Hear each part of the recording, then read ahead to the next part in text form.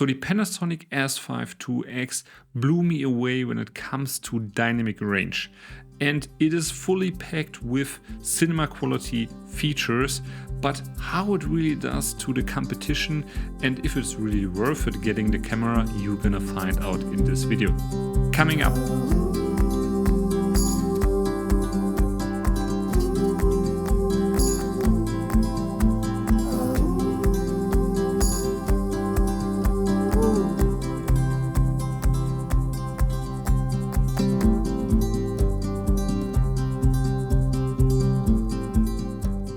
Hi guys, my name is Paul. I'm a German-based cinematographer and this channel is all about filmmaking gear reviews, but also DaVinci Resolve tutorials. So if that's something that you're interested in, consider subscribe. Thank you. So in this video, as I've said, we are talking about the Panasonic S5II. Many thanks to Panasonic Germany who sent me the camera for testing. And I've used the camera for the last couple of weeks, and I have a pretty good understanding what the camera can do and what it can't do. And also many thanks to Louis, who came over with his S1 that we also used in some scenarios here, and we'll link his Instagram below. He's a great photographer, by the way. So now let's start with the physical design and body. I think the grip and the camera feels really nice. It has a really nice grip and really nice feeling. It's not too small, for example, as Sony. It fits really nice in the hand. Otherwise, we also have a lot of buttons that you can change your settings. Here's everything where it should be. We also have two SD card slots and you can double record, relay record and all the stuff. The battery life on the camera is also pretty great. We also have a full-size HDMI port and normal microphone, mic port, and we have a USB-C port that we can use either for powering or recording to an SSD, which is great. Panasonic managed it to put in a fan into this camera, and they kind of hid it into this hood here. And I think this is a really clever design because they didn't have to make the camera much bigger that way. Unfortunately, we don't have a timecode port, which I think is kind of a shame for a camera that claims to have like more video focus, but it's still okay.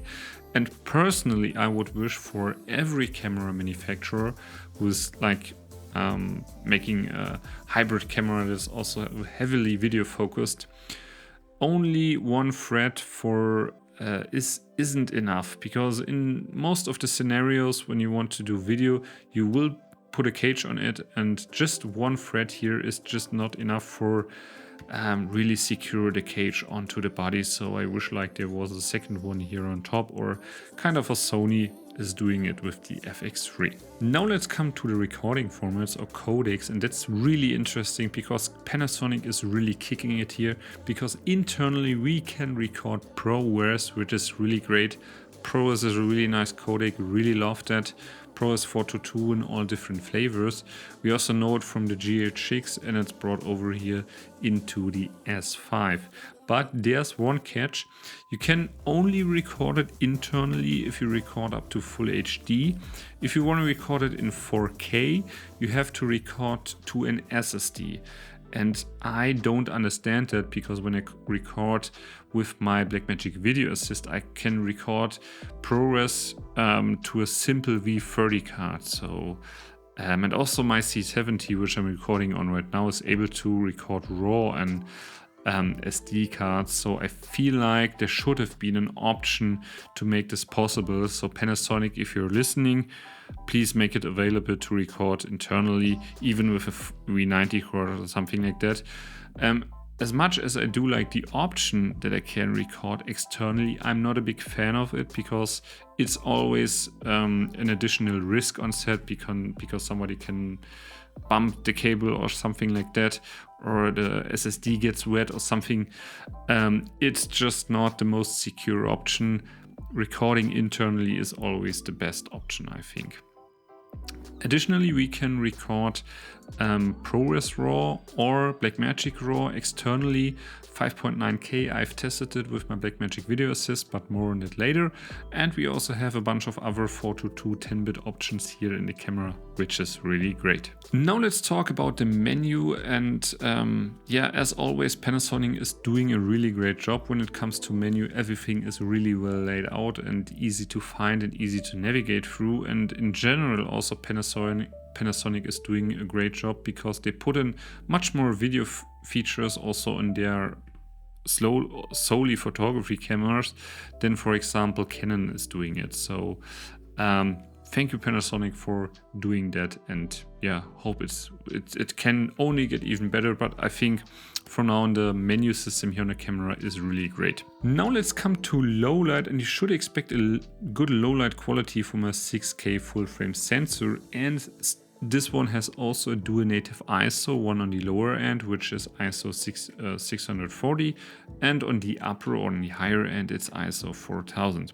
So if you are in the lower ISO, native ISO settings, 640, I wouldn't record anything above ISO 1600, because I think this is like, yeah, the maximum. 3200 looks really noisy. If you go to the second native ISO 4000, I was kind of surprised how much noise is in the second native ISO, because when I was using other cameras that have a dual native ISO, the second native ISO looked much cleaner than that. And also, I personally wouldn't go above ISO 6400. You can go to 3800, but only if you apply some noise reduction, something like that. I think overall it's a pretty solid result, but I've expected a little bit more here, honestly. But now let's come to a feature where Panasonic is really kicking it, and this is IBIS. I mean, they are known for their IBIS since like the GH4, I think, and they've also continued to improve it over time, and I've also tested it in comparison to the S1, and we can see here that it has still improved, and the IBIS on this camera is really great. So it's the best IBIS system on the market, and for most of the shots that I've taken with the camera, I used my old Zeiss Contax 50mm vintage lens, and compared with the, or also combined with the internal in-body image stabilization, it is doing a pretty great job. I mean, like if you see like me walking here, it looks okay if you feel like this is a 50mm lens.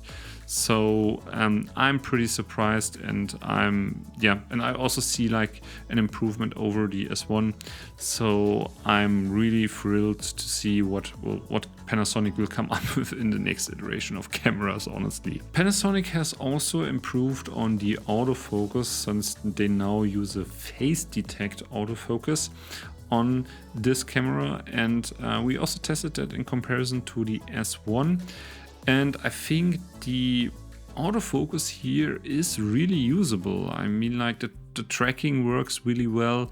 It is really reliable, and also it doesn't drift away or something like that.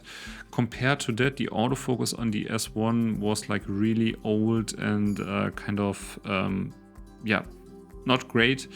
And this one feels really reliable and snappy. And I think also for photos, you can really use that autofocus. It's a great autofocus system now. It's still not on point with like Canon and Sony. They're still a little better when it comes to that in terms of tracking and everything. But I've seen here pretty great improvement from Panasonic, and I think this can get only better.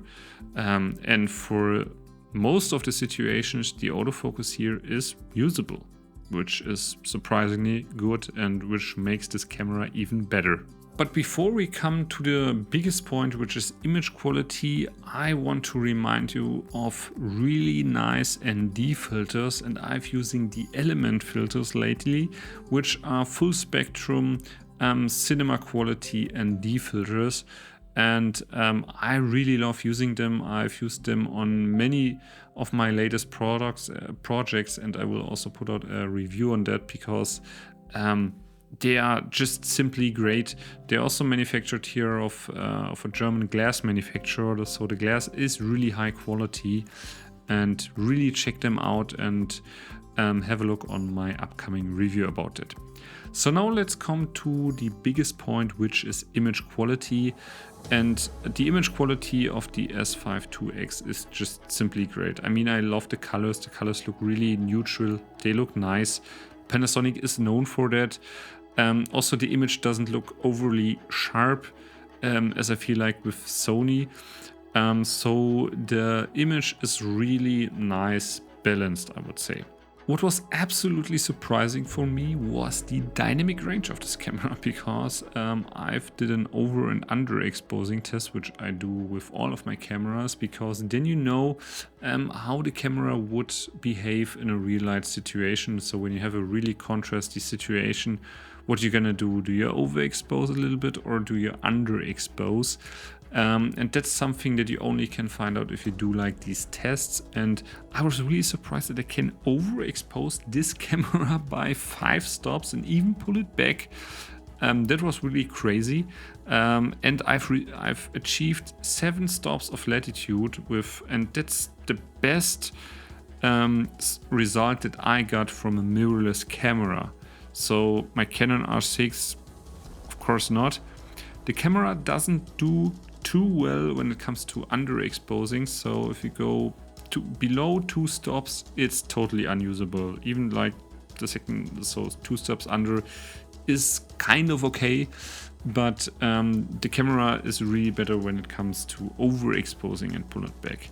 And in this scenario, I also use Blackmagic RAW to see if I can really juice out a little bit more.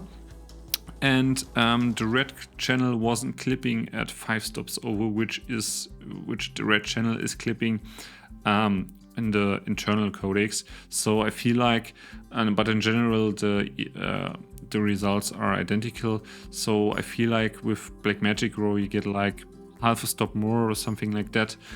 But really impressive. And since we are already talking about Blackmagic RAW, I've recorded a bunch of footage with Blackmagic RAW, and it looks absolutely beautiful, as you can imagine. It's a nice 12-bit codec, but don't expect to do wonders. So if you record Blackmagic RAW on a Blackmagic camera, you will have much more control over it, and also the things that you can change in post. Here we can change exposure slider and white balance and like a color profile, but that's it. We can't change ISO and something like that. And that's something that people have to be aware of, that recording externally is never as good as recording internally. So for example, the RAW on my Canon is better when it comes to what adjustments I can make and something like that. So just keep that in mind. But other than that, recording in Blackmagic RAW with this camera is just great. One point that I'm really disappointed of is that the camera still crops in at 60 frames. So in 4K 24 everything is fine, but 4K 60 we have like a Super 35 crop. And I think in 2023, and also if we look to the competition, I've expected a little bit more here, but it is what it is. And we can go in full HD up to 120p. I mean, the footage looks nice, everything is fine. It's still a little bit noisy, so I personally wouldn't use it on my professional shoots. But yeah, I mean, it's nice that it's there, and it's improvement over the 120 which you have in the S1. So now let's come to the conclusion, and therefore we have to look at the price. And for 2.5K, which you pay here in euros, this is an absolute beast of a camera for the value that you get here. I mean, if we look like what features this camera has, it's amazing. We can record ProRes internally. We have great autofocus, we have great IBIS, we have a great image quality, great dynamic range. I mean, I feel like this camera mostly packs it all. I feel it has a few quirks, of course, which every camera has, but I mean, for the price point, this is a really great deal, honestly. And I personally also was considering buying this camera because I'm I have my C70, I have my Red Komodo, and I have my R6, and I don't use my R6 for video anymore because it is like just not even close when it comes to the other cameras. And in this situation, I want to use, or I would like to have a mirrorless camera, which is better when it comes to video. And this camera certainly is it, but unfortunately it has no time code.